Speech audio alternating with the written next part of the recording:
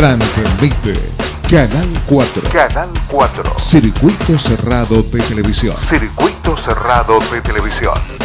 El Dorado. Misiones, República Argentina.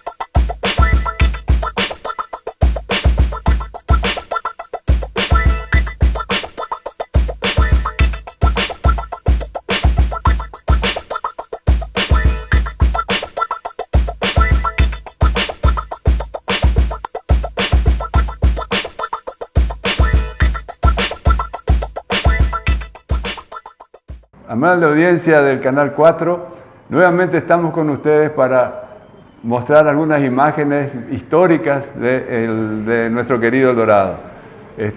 Luego de una larga ausencia que hemos tenido como consecuencia de la pandemia, que bueno, gracias a Dios pudimos sortear sin mayores inconvenientes, nuevamente estamos con más ánimos, con mejor espíritu para poder mostrar todo lo que hemos logrado juntar en estos 2 años que hemos estado guardados un tiempo. Bueno, gracias a Dios estamos nuevamente para mostrar las imágenes.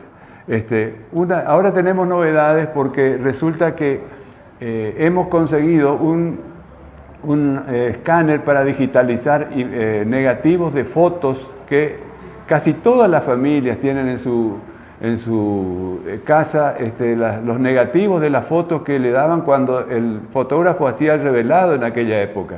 Bueno, y ahora nosotros podemos utilizar nuevamente esos negativos para poder transformarlas en imágenes en positivo y poder exhibirlas a través de nuestro programa. Otra cosa que yo quería anunciarles es de que logramos un arreglo con las autoridades del canal para poner un día fijo de emisión de este programa. Anteriormente se pasaban en distintos horarios y algunas veces la gente no tenía idea del momento en que se iba a pasar. Algunas veces estaban pasando el programa y la gente nos llamaba por teléfono y decía, mirá, están pasando y vos no me avisaste. Y bueno, nadie sabía. ¿Por qué? Porque algunas veces se utilizaban esos programas para cubrir otros baches que tenía el canal para cubrir la emisión. En consecuencia, en este momento ya podemos confirmar que los días domingos a las 10:30 se va a pasar. Y además van a pasar otros momentos cuando haga falta, pero el día domingo a las 10:30 vamos a estar nuevamente en pantalla. Bueno, me presento, yo soy Roberto Gutiérrez, mi amigo Aurelio Reyes, que me ayuda, que él también es una persona que conoce muchísimo del Dorado, que tiene una memoria muy importante, fuera de todo, de lo común, y bueno, quería que te presentes, Lelo. Gracias, Roberto, porque realmente a mí me da una alegría interior muy grande de volver a estar con vos en la pantalla de Canal 4, así que vamos a dar lo mejor de nuestros conocimientos a toda la enorme la enorme cantidad de televidentes que tiene Canal 4. Así que muchas gracias. Bueno, hechas las presentaciones, entonces vamos a hacer ya la exhibición de la primera imagen que hemos traído, que casi siempre en los programas anteriores hemos puesto al comienzo, que es una imagen del kilómetro 9. Kilómetro 9 es de la época, está más o menos acá entre el año 42 y 46 de El Dorado, porque fíjense que los vehículos que están estacionados están sobre la mano izquierda, cuando luego se hace la transformación del sentido de circulación para circular por la mano derecha. En consecuencia, en la fecha límite actual sería el año 46. Y la más antigua sería de acuerdo a la construcción de los edificios, que fue más o menos por la década, más o menos por el 40. Sí, Así que en esa época se sacó esta imagen, que lo único que se modifica acá sustancialmente es el frente, porque en la parte esa de la izquierda de la imagen era la sección consumos, ¿no es cierto? Ahí estaba toda la parte de consumo y luego se hace el nuevo edificio de dos plantas, ¿no es cierto?, que es el que está en estos momentos. En el centro se ve el correo, que era donde estaba don Chambergo. Schomberger. Sí, don Chambergo le decían.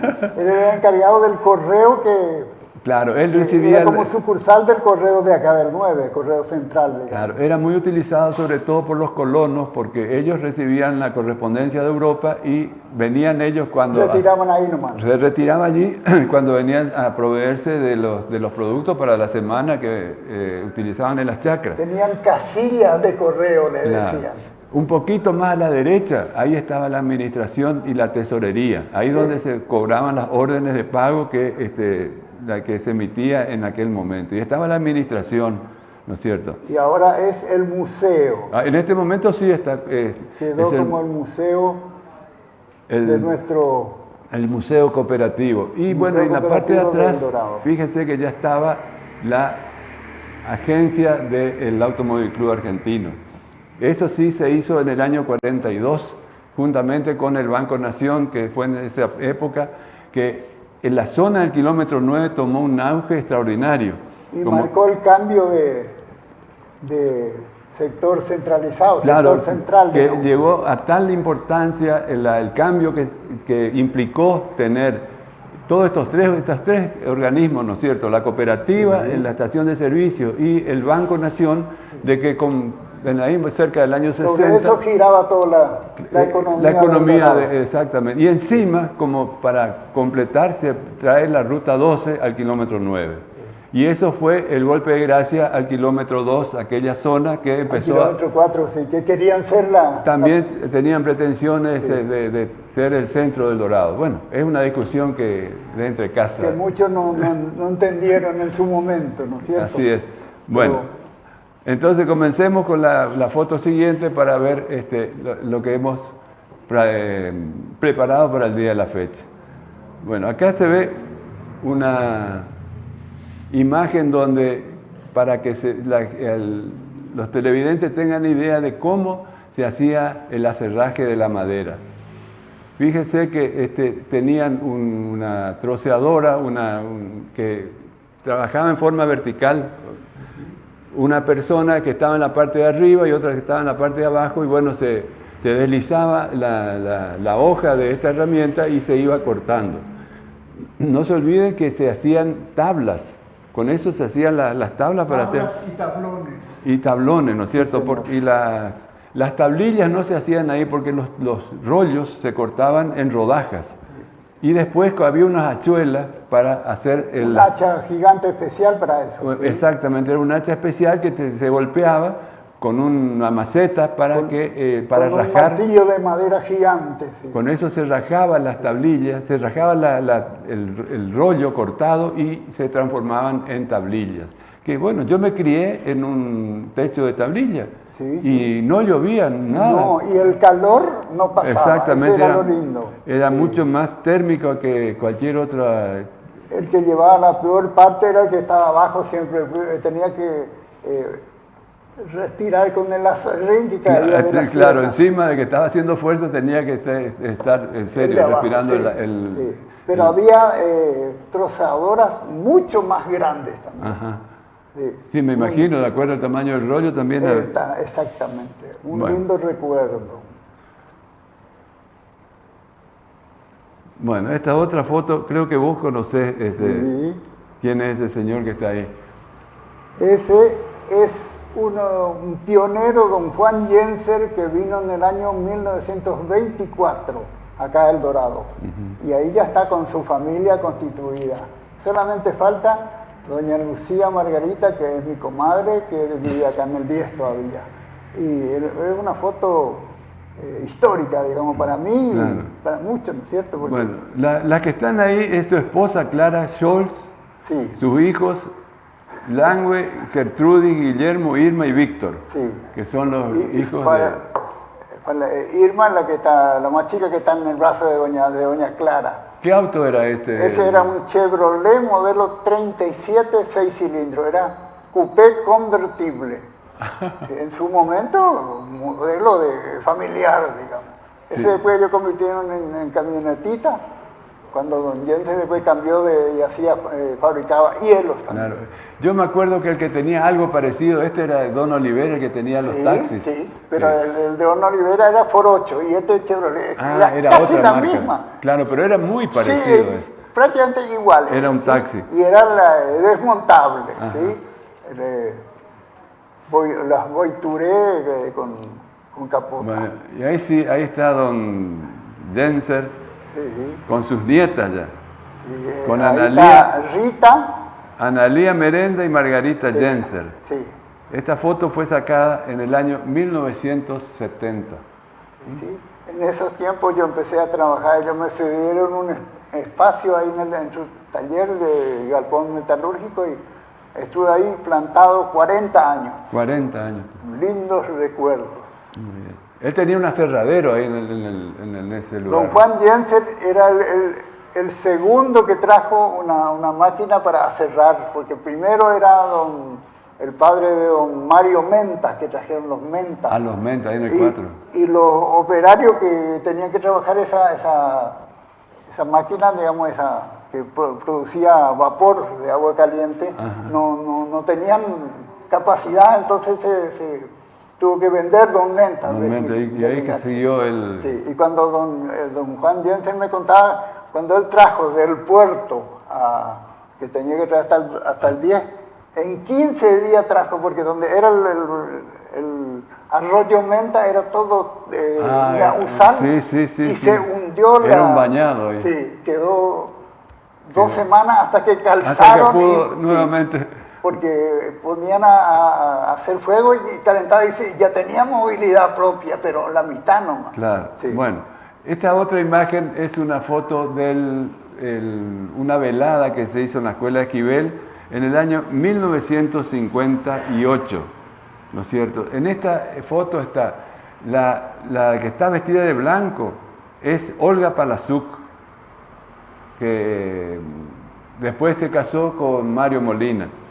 Y la que está a la derecha es Mirta Schneider, participando, ¿no es cierto?, de una velada, de unos bailes típicos que se desarrolló en esa época en el Salón Eibel, porque en las veladas de la Escuela Esquivel hasta no hace mucho tiempo se hacían ahí en ese lugar. Sí, después pasaron a hacerse en la Unión Cultural y bueno, y ahora creo que ya hacen en su propio edificio. Tinglado. Sí.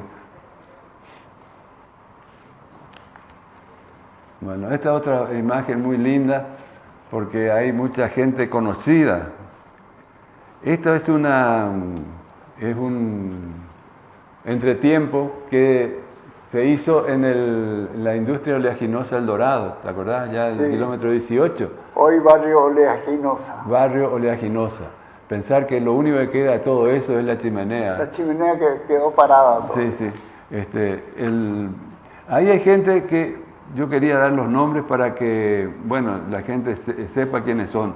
Uno de ellos es Bullón, el que está en el centro. Don Fermín Bullón. Fermín Bullón. Sí, señor. Después el que está de camisa oscura a la derecha, ese es Hermin Colli, que también trabajaba Don allá. Armin, sí. Después hay otro que se llama Alan, Raúl Nimet, Kapler, Friedenberger, Riverte me comentaron de que era la persona que manejaba el vaqueano de la industria oleaginosa. Sí. Tenían un vaqueano y él era el chofer. Parece que era muy conocido el hombre. Después Julián y Brunaga. Aparentemente esto era un festejo de fin de año que siempre se hacen en los lugares de trabajo con motivo de la finalización de las actividades y bueno, el comienzo ya después de festejaban con un brindis. Con un brindis, sí, parece que estaban tomando alguna cervecita los muchachos. Sí, señor.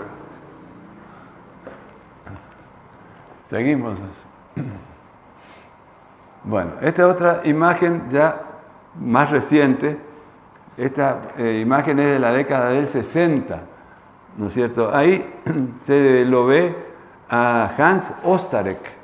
Ostarek trabajaba en la cooperativa de electricidad. En sus primeros tiempos. En sus primeros tiempos, así es. Él era el padre de Rolando Ostarek, que en este momento tiene un taller ahí sobre la calle San Luis. Donde era el domicilio de ellos, sí. Exactamente. Él está ahí con su moto y bueno, Su señora, la señora Eich, de la familia Eich, como decía, nos dice acá. Sí, tenía una moto, esa era una motocicleta DKW 200, ¿no es cierto? Pero fabricación alemana, no industria argentina. Claro, sí, eran todas cosas, en ese momento no eran motos pesadas. La industria nacional todavía era muy poco la construcción de todos estos elementos todavía, ¿no es cierto? Bueno, seguimos entonces. Bueno, en esta imagen se ve ahí a persona también muy conocida acá de la Cooperativa de Electricidad El Dorado. Bueno, el primero de todos de la izquierda es Hans Ostarek. Después está Billy Harkov.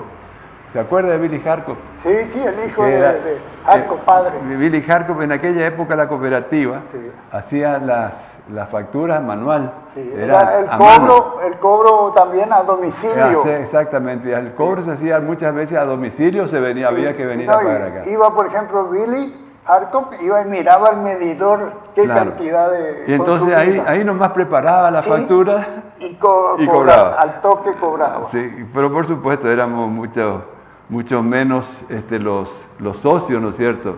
Claro. Y bueno, la persona que está a la derecha es Erwin Kunz, cuando era joven todavía. Esos son los que están en esa imagen. Eso le queríamos mostrar como eran los pioneros de la cooperativa de electricidad. Y una cosa, Roberto, ¿sí? Erwin Kunz es el único sobreviviente de aquellos tiempos. De aquellos tiempos, sí. No hay más nadie. Y después de la parte de... Uno de los últimos era Jorge Mesa. Mesa, que falleció no Mesa. hace mucho, sí. Todavía don Edwin está sobreviviendo. Bueno. Esta es otra imagen con donde se lo ve al señor Rolando Ostarek, que está casado, que en ese momento se había casado con una Elsa Eich. Elsie le decían Sí, nomás. ellos están emparentados con todos los Eich son parientes de los Ostarek. Sí, exactamente. Sí, yo estuve charlando con él y me comentaba. Elsa era la única hija, mujer, digamos, los otros eran todos varones. Todos varones. El componente de la familia Eich, de don Vicente. Bueno. Ahí está otra, el Helmut Heitz, ¿no es cierto? Sí. Que está posando con su rastrojero. Se ve que era la máquina, Ese rastrojero estaba del 51 en adelante. Era Nastero ese. Industria Nacional Motor Willis. Ajá. Sí, era una cosa muy utilitaria, Claro. digamos. Sí. Esa foto fue sacada en la calle San Luis. Atrás se ve lo que es esa construcción de la izquierda, es la casa de Ostarek. Sí. Y atrás, a la derecha, se ve la construcción de donde vivía el cónsul paraguayo del Dorado. De don Brite. ¿Sí? Ramón Brites Ramos. Exactamente. Que era el cónsul del Paraguay. Del Paraguay. Porque antes de eso había vicecónsul nomás. Claro, exactamente. Y estaban todos por el lado del dos. Bueno, y esta otra imagen sí es una imagen, yo me río porque con Hilbrick no se podía estar serio. Siempre estaba riéndose, haciendo alguna cargada, algún chiste. Y bueno, esta es la foto de su casamiento de Carlos Hilbrick con Anita Diesel, ¿no es cierto? Que era un personaje realmente ahí en la zona del kilómetro 9. Carlos Hilbrick le dice que le conocía a doña Anita en Buenos Aires. Allá la conoció. Sí. Y después vino buscándola acá y la encontró acá en El Dorado y vivieron muchos años juntos. Pero Hilbrich no era de origen Alemán, sí. Bueno, pero el de El Dorado era... No, él vino de Buenos Aires, de Buenos Aires, sí. detrás de su novia. Exactamente, estoy olfateando. Me acuerdo muy bien porque don Hilbrich venía en bicicleta, esos primeros tiempos yo también tenía bicicleta y veníamos por el camino de polvo o barro, de la picada 12 hasta el 9. Bueno. Lindos recuerdos. Sí, sí. Bueno, esta otra imagen es una foto que me produce cierta nostalgia porque eran gente, de los que están ahí, eran compañeros míos, ¿no es cierto? Ahí está Clavio Scholler, que falleció muy joven, de su casamiento con Eva Romberg, que también falleció. Es realmente... me produce una sensación rara, ¿no es cierto?, de que esta gente tan joven han desaparecido. Y Eva era la hija de don Rodolfo Romberg, una familia muy conocida y numerosos hermanos eran la familia Romberg. El que está a la izquierda es Rolando Starek y a la derecha Elsa H. Se ve que eran los testigos, digamos. Los testigos de ese casamiento. Sí, sí. Eva Romberg iba a la escuela de comercio cuando yo estaba haciendo la escuela secundaria. Sí, en esos tiempos yo vivía en la calle Pucheta. Exactamente. Sí. Bueno, seguimos. Esta es otra imagen del camioncito hidráulico que tenía la cooperativa en aquella época. Se hacía todo manual, salvo el transporte de los rollos. Antiguamente se decía amuque. Amuque, todo. exactamente. Amuque todo, no existía todavía la Ahí se ve ayuda hidráulica. Claro, se ve la carrocería del camión. Eso fue en la década del 50 más o menos. Ponerle 52 porque Sí, 51 se fundó la cooperativa. Sí, bueno, en la década del 50, sí. Sí, exactamente. Y Pero era todo esfuerzo humano, no había máquina que suplantaba la... Fíjense que en la parte de abajo se ve que era una madera muy dura, una madera más gruesa que se ponía para evitar... los cepos eran de cerne. De cerne, exactamente. Sí, y entonces madera. se cortaba y ahí sí arrancaba el poste propiamente dicho. Sí, y iba un solo Se ve que, poste hacia arriba. la perforación se hacía con esas palas. Ahí se ve a la izquierda una varilla larga. Bueno, esa es la pala. Una pala que tenía el mango 1,80 y el 1,80, agujero para el poste tenía que tener 1,20 de profundidad. Que era para hacer el pozo, ¿no es cierto? Sí, Fíjense todo cómo cambió hoy en día, ¿no? Hoy todo. viene con el tractor o con el Hoy mismo en día camión. con la perforadorita en 2 minutos. En 2 minutos, y antes era a lo mejor un día entero, estaban peleando ahí por... Y si agarraba unas piedras tenía que desviar. Exactamente, con todo ese tipo de inconvenientes, ¿no es cierto? Bueno. Esta es una foto de la cooperativa agrícola El Dorado, donde se lo ve ahí, se ve que era una reunión del Consejo de Administración, donde hay gente también conocida. Fíjese ahí, por ejemplo, el que está a la izquierda, ese que está de campera oscura, es don Sigfrido Kirchner. Luego está el Lehmann, el padre de Marion Lehmann. Ahí atrás también se ve en el fondo a Ernesto Diesel. Se lo ve también ahí a Himmler, que está de saco oscuro. También se lo ve ahí a un Arenhardt, que son gente que bueno, que uno eran componentes del Consejo de Administración en algún momento, ¿no es cierto? El que está ahí creo que era Edmundo Arenhardt. Sí, debe ser Edmundo. Sí, sí. Bueno, seguimos. Bueno, esta otra imagen es una postal de aquella época. La balsa del Piraí Miní en la zona de la familia Fauvel. La antigua ruta 12 de tierra. Exactamente. Ahí estuve viendo unas imágenes donde hay una persona que dice que el puente se hizo en el año 1936, o sea que del Piraí Miní y el Piraí Guazú.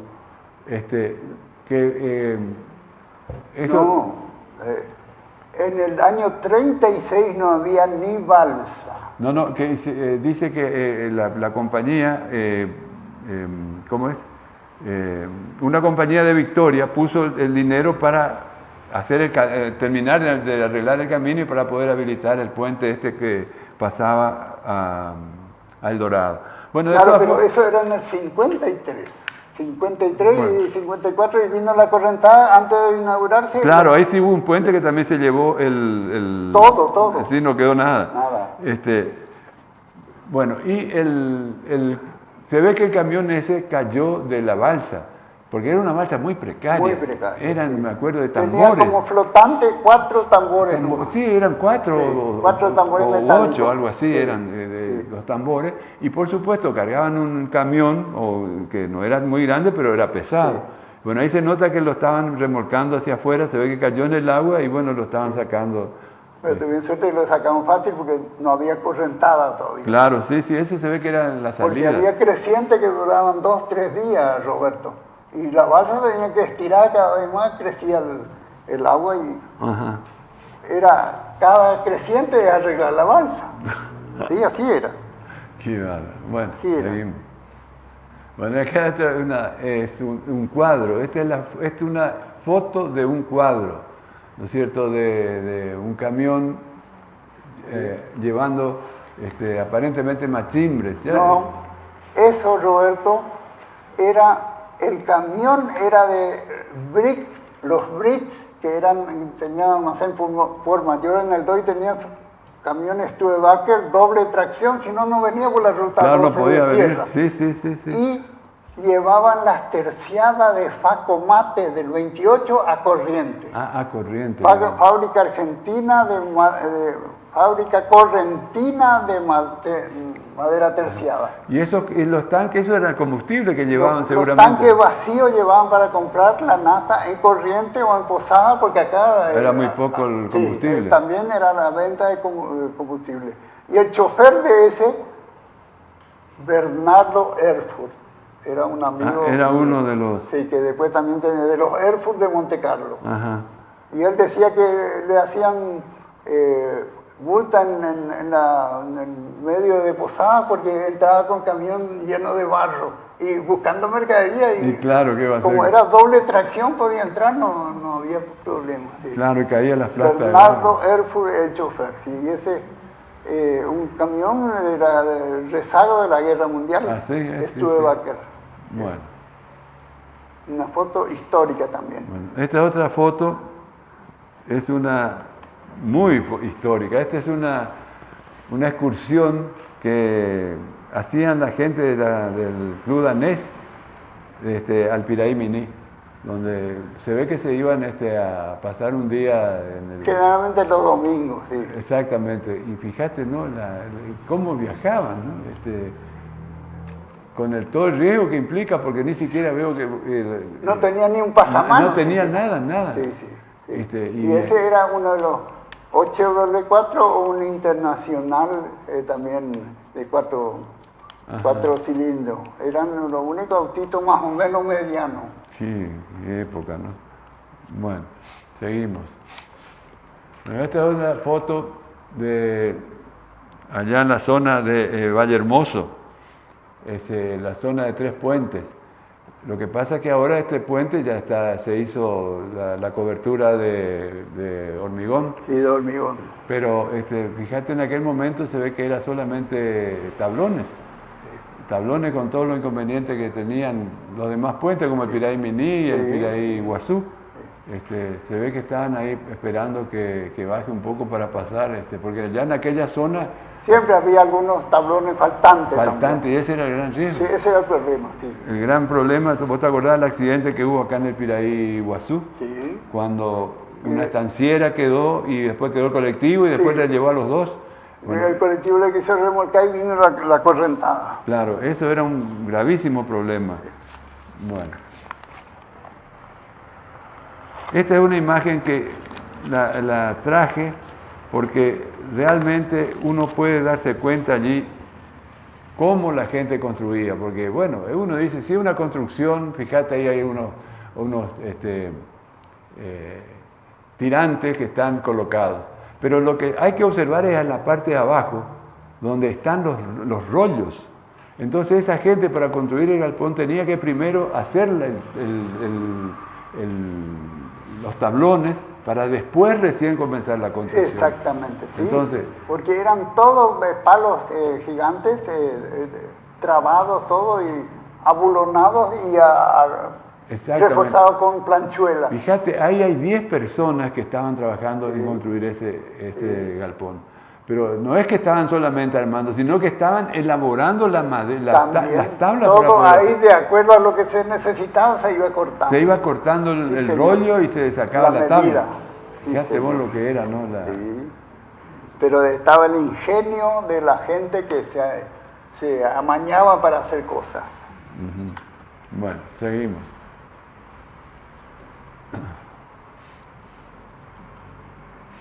Bueno, y este es un colectivito de la zona de Santiago de Liniers, del señor Fechner, que era uno de los que también hacía acarreo de gente allá. Pasajeros, sí. Que no se sabe bien porque esta foto me proporcionó Lidia Santini.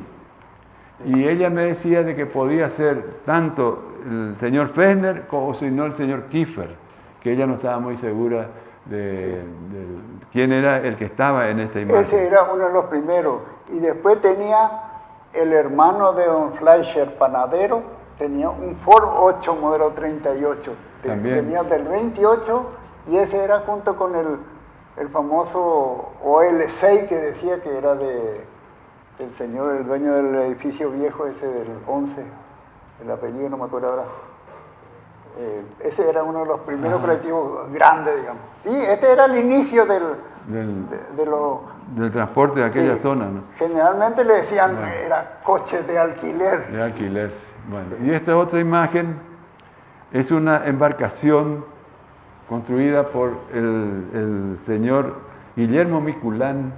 Fíjate que habrá sido esto en la década del 60 más o menos, porque es un Ford F900, ese no, el que le están trayendo la embarcación a bajar al río. Al río Paraná, así es. La embarcación se llamaba Bambeí, ¿no es cierto? Y era una especie de yate, era un avión a chorro eso, estar en esa época tener una embarcación así.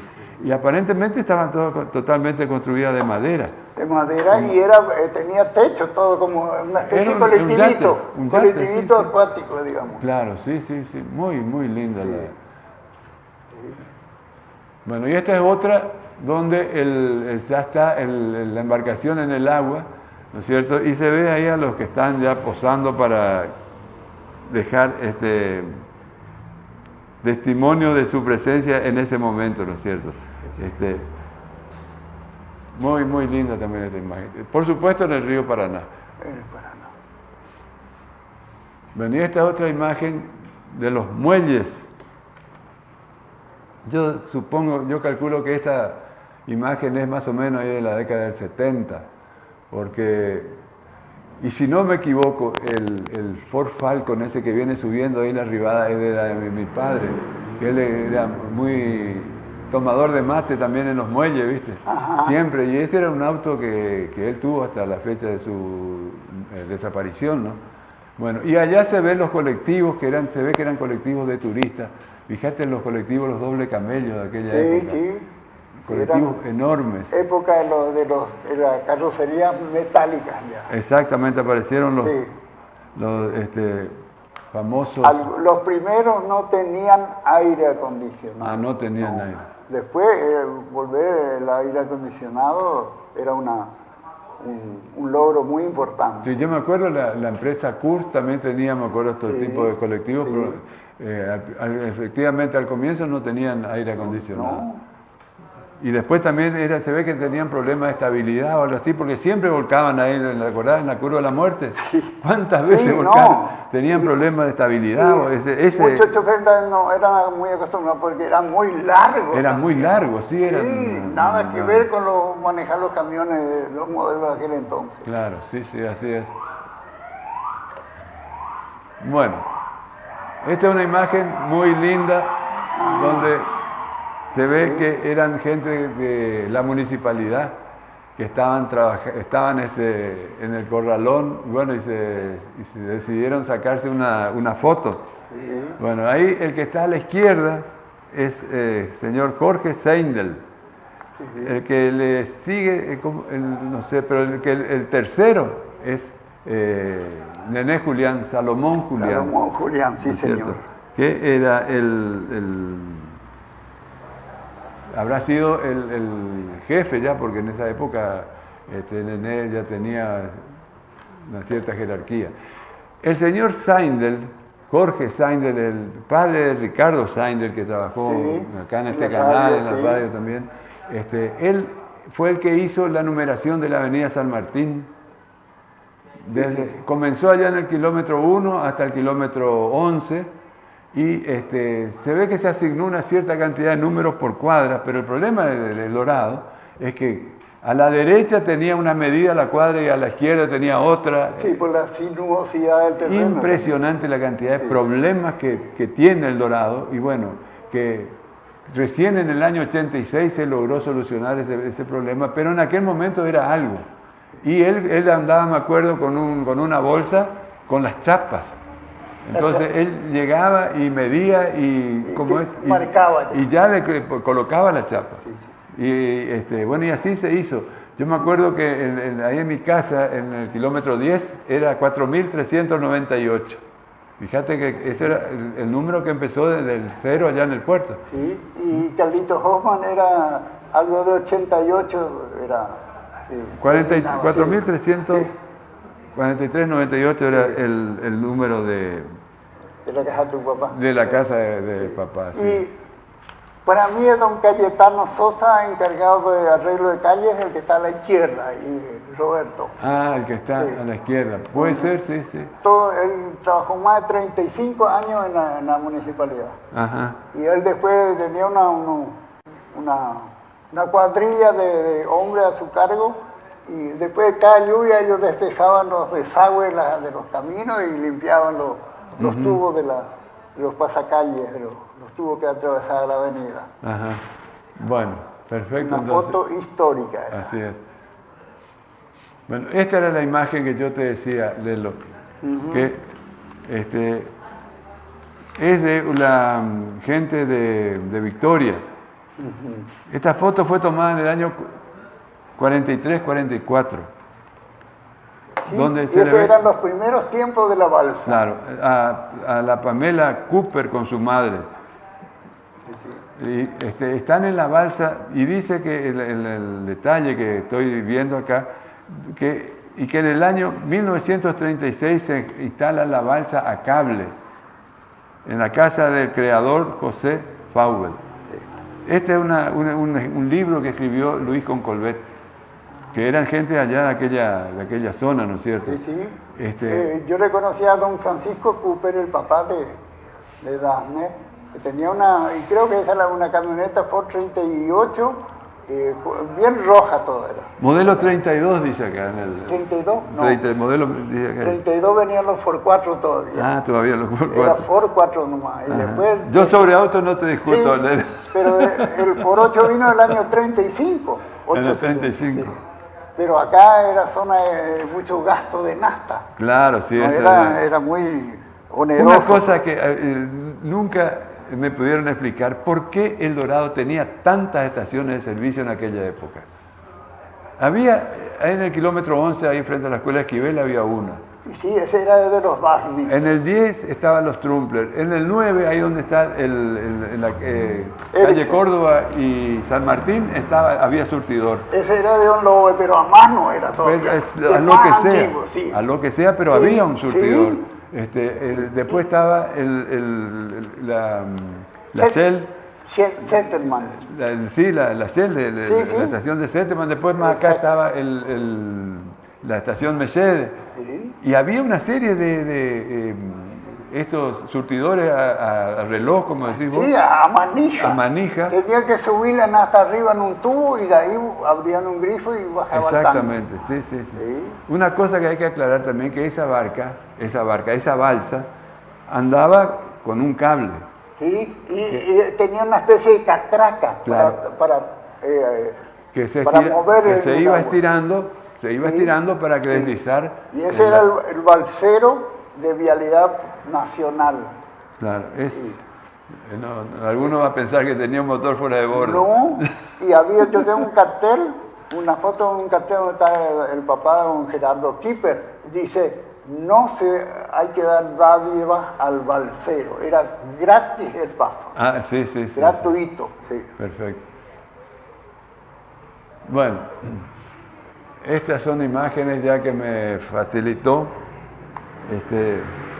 la señora de Christensen, que generosamente un día me llama para darme todas estas fotos, ¿no es cierto? Y en esta foto se ve ahí la famosa cancha, que era una especie de entramado de tacuaras que hacían para secar el tum. Ah, sí. Porque resulta que el problema del tum, además de cosecharlo, había que sacarle la humedad, porque los acopiadores, en este caso la cooperativa, eran muy exigentes con relación al cumplimiento de la humedad.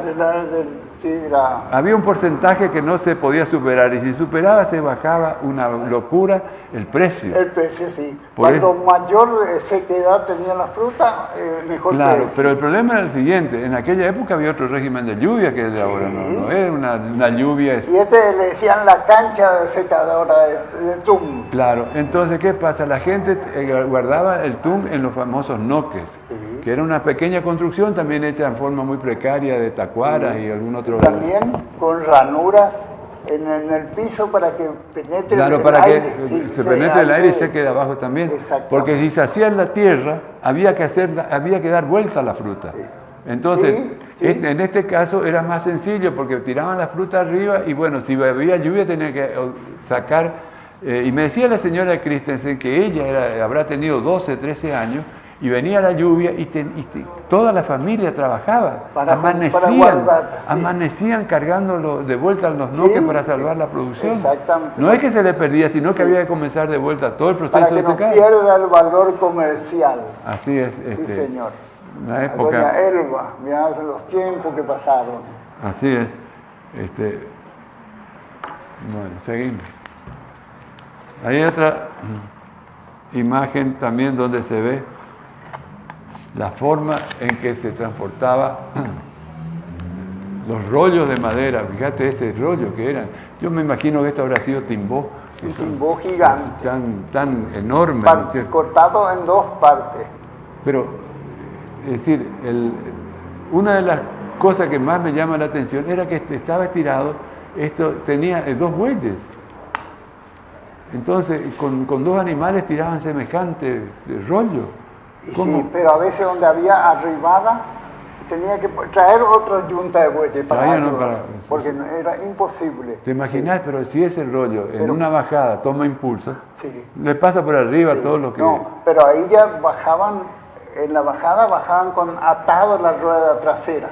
Para que se arrastren. Tenían una especie de freno, pero me imagino, pero ese no era una cosa... Ese eran los carros polacos. Más para estacionar que para frenar. Sí. Bueno, eso era un sacrificio enorme de esos animales. Bueno, y después otro problema, ¿cómo lo cargaban? ¿Sabe cómo lo cargaban? Sí, con una zanja, supongo. No, le sacaban las dos ruedas y le ponían una especie de levanta auto también de gatos. Era un gato que le decían macaco. El macaco. Sí, y le ponían unas tablas, así, unos tirantes, unos palos labrados o algunos troncos, una barra, y ahí alzaban. Claro, sí. Pero también alzaban a muques.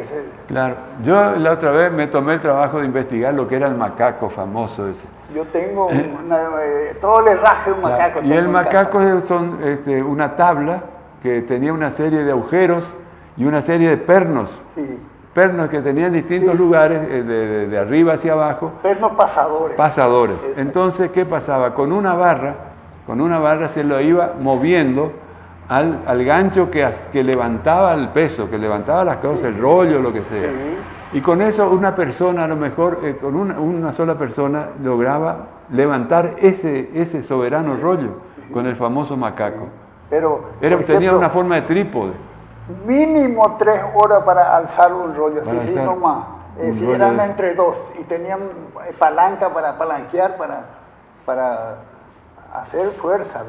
Qué bárbaro, ¿no? Era un esfuerzo humano terrible. Bueno, y esta es la residencia de la familia Bencina cuando recién llegaron acá a la zona de Roulette. Me decía Elba Roulette, Elba Bencina, que esa casa la hicieron los padres de ella, ¿no es cierto?, totalmente de Tacuara. pindó, De pindó. de sí. pindó De un cortado. pindó, le cortaban en el medio y le sacaban Y claro, el rezago del medio. Y, bueno, y con eso hacían las Sí, paredes sí, y exactamente. también el Sí. techo. Fíjate un lo que era. trabajo de... Y después me mostró otra foto de unos años más, no muchos años, una hermosa casa, que ya se fabricaron otra casa, pero ya de Sí, madera. Y eso siempre hacían con piso. Claro, por supuesto, porque te imaginas la Sí, humedad y tremenda también. No, y no solo la humedad, sino lo que los colonos tenían acá era las víboras. Claro, sí, Las víboras, sí. otro grave problema. Exactamente. Cada familia tiene su historia. Bueno, ¿Te acordás de esa foto, Roberto? sí, yo me acuerdo de la construcción. ¿No? la Esa es vi. vialidad nacional en el Sí. balneario.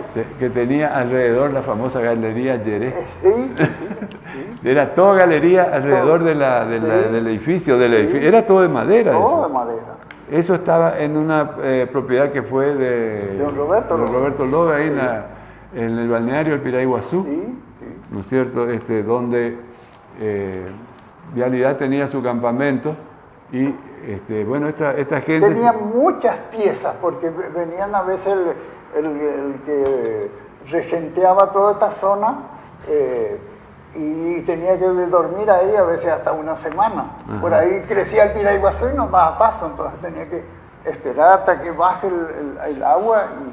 Sí. Claro, en esa foto se observan ahí los bidones, es decir, tiene unos tubos,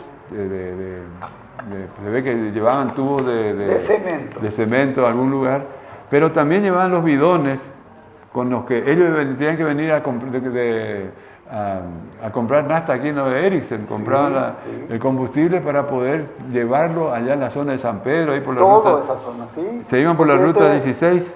Distrito 15 era prácticamente desde El Dorado a todo hasta Iguazú, las dos rutas, Ajá. 14 y 12. Así que ¿cómo es? Esta gente, y me supongo que viajaban 3, 4 en el camión, porque manejar todo, inclusive ese camión era un camión semi-hidráulico, no era un hidráulico como el de ahora. No, y el sistema de levante era mecánico, con la caja trabajaba, no era hidráulico. No era hidráulico, no se conocía el hidráulico en aquella época. Con ese llevaban, pero era baranda corta, llevaban, qué sé yo, 1,5 toneladas, 2 de piedra o de tosca. Uno de esos, los choferes de esos que era mi amigo íntimo, era Kalik, se llamaba, un descendiente de ucraniano. Bueno. Esta es una foto también ya es más actual. Yo calculo que esta foto debe ser ahí por fin del año 60 más o menos, de la década del 60. Esta foto se registró una fiesta que estaba haciendo Badaraco con motivo de la compra de su primer topadora. La primer topadora que compró Badaraco para efectuar el desmonte allá en la zona de Creima, ahí cerca de Colonia Lanús, me habían dicho, ¿no es cierto? Esa zona después quedó como Kreimercue. Kreimercue. Kreimer viejo. Sí. Kreimercue. Bueno. O sea, hasta ahora la gente le identifican como Kreimercue. Kreimercue. Sí, señor. Bueno, entre los que están allí, le voy a ir dando los nombres. El asador, el que está a la derecha, ese es Juan Galazo. que era siempre el asador en todos ese tipo de eventos, era el que primero llegaba. Don Galazo, después está Juan Omar Canteros, el que está sentado en el medio. El que era juez de paz. Él era juez de paz acá. Sí, señor. Después otra persona que no puedo creer que sea él es Mario Campo, o El Campito, Campito, que sí. trabajó mucho tiempo de juez de paz, también estuvo, o trabajaba en el juzgado. Sí, él era empleado, secretario ahí Sí. del juez. Bueno, otro que está ahí también es Leoncio Duarte. Saúl Golfar, el que está a la izquierda De Galazo. de Cantero Leyes. Ajá. Ahí Saúl Golfar. Guillermo Badaraco, el que está anteojo. Bueno, esa es una persona muy conocida. Sí. Ludovico Cornell, Sí. también está ahí. Era todo de la Mersa, como Sí, eran todos amigos, ¿no es Sí, cierto? sí, sí. Después está Polongi. Esteban. Otro que se lo ve ahí es a Aníbal La Coraza, que era un abogado que... Socio de Badaraco. Sí, que también fue profesor mío, recuerdo Sí. el doctor La Coraza. Bueno, seguimos entonces. Esta es otra foto. Esta foto fue sacada más o menos en el año 52, 53. Se lo ve ahí, mucha gente lo conoce, que es Jens Moller, Sí, don el Jens. dueño del Copetín Al Paso en el kilómetro 9. Seguramente es el bebé que tiene el El bebé es Cristian. Cristian, sí. Sí. Y aquí le tengo que agradecer a la señora de Cristian, que nos ha facilitado la totalidad de las fotos de la familia Moller. Me facilitó una valija llena de fotos.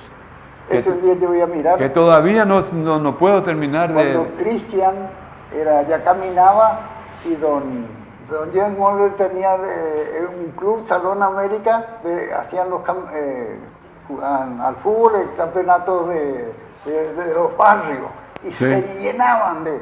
Sí, yo tengo fotos donde se lo ve a Cristian que está jugando al fútbol con su papá, con él, habrá sido unos 2 o 3 años tenía ya. En ese tiempo él estaba en el Salón América. Yo todavía le cargaba a Cristian, decía, tu papá pensaba que iba a ser Messi. Sí. Bueno, seguimos entonces. Bueno, y esa foto creo que vos conocés, Lelo. Sí. ¿Qué? Ese me parece conocida. Pero ¿Qué pasó ahí? Esa foto fue sacada así al toque nomás, porque el fotógrafo tenía que venir del 2. ¿Pero qué pasó con esa foto? ¿Qué ocurrió ahí? Y esa era foto de mi casamiento. De tu De casamiento. un 21 de mayo del año 66. Ajá. Había llovido esa semana antes y el sábado, para no decir que no llovió toda la tarde. Toda la tarde. ¿En dónde se hizo? Y eso se hizo donde ahora está un supermercado chino al lado de la escuela del 8. Ese eran los galpones de Bier, galpones de donde se reparaban los camiones de ellos. Claro, por supuesto que era todo camino de tierra, ¿no es cierto? No había... Nada. Y nuestro fotógrafo era un gendarme, era muy atento, pero él tenía para los 5 casamientos que se dicen en la iglesia de San Miguel, él estaba contratado como fotógrafo. Era el fotógrafo. Sí. Y entonces ahí está Rodríguez, ahí está la hija de Sandoval, la que tiene la vincha blanca. La hija de Sí. Sandoval, sí, la reconozco. Sí, estaba también doña Amalia Lassi, don Juan Lassi invitado. Don Esteban Rulé no vino porque él tenía un Renault 6, Renault 4, y él tenía que volver a la Picada 9 en el camino de tierra al fondo ya. Sí. Y él no quedó en nuestra fiesta, pero era el fracaso en la parte de fotógrafo. Sí. ¿Viste? Este fue una foto sorpresa, ¿viste? Ni vos sabías que estaba esta foto. Sí, ¿cuántos años? Ahora 21 de mayo va a ser 56 años. 56 años. Sí. Qué aguante, ¿eh? 56 años y no Bueno, me quejo. Esta imagen, al menos públicamente, ¿no? Hasta ahora la aguanté a mi señora me aguantó a mí, así que... Bueno, esta imagen es la de un cruce de la empresa Martignoni, que cruzando el arroyo Piraí-Guazú, que están ahí, era uno de los viajes donde viajó la familia Martignoni, ¿no es cierto? Que está el señor Jorge Martignoni, Pilo Martignoni, Pupi Martignoni y Aurela Eidi, ¿no es cierto? Esta foto fue aportada por una de las hijas de la familia Martignoni, ¿no es cierto?, cuando están pasando en la balsa del Piraí Guazú. Fíjate vos que esta balsa ya era una cosa distinta a la balsa de la familia. Sí, ese ya era sector de tiempo de vialidad nacional ya. Claro. Ya no estábamos en la balsa de Don Lobe. Bueno, Lelo, así que bueno, vamos a ir redondeando porque hemos llegado al límite del tiempo convenido y nuestro cassette corre en dólares, ¿no es cierto? Exactamente. Bueno, espero que les haya gustado las fotos que hemos preparado para el día de la fecha. Vamos a tratar de conseguir nuevas, pero quiero la colaboración de los televidentes, de los que tengan. Nos facilitan un rato las imágenes, nosotros las escaneamos y después enseguida se las devolvemos. No queremos quedarnos con cosas que son patrimonio patrimonio familiar. Patrimonio familiar que me esquinan porque está mi abuelo, mi tío, lo que sea. Pero de esta forma va a quedar en más tiempo y durante muchos años más, porque todo esto que estamos filmando, esto va a quedar en el tiempo. Hay gente que lo graba o viene, sacan las imágenes de la filmación, es decir, hay una serie de métodos para que esto no se eche a perder a través del tiempo.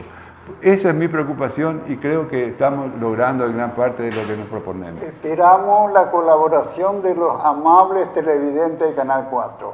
Muchas gracias, que sigan bien y no se olviden el domingo 10:30 de la mañana. Así es. Bueno, muchísimas gracias por la atención dispensada. Muchas gracias.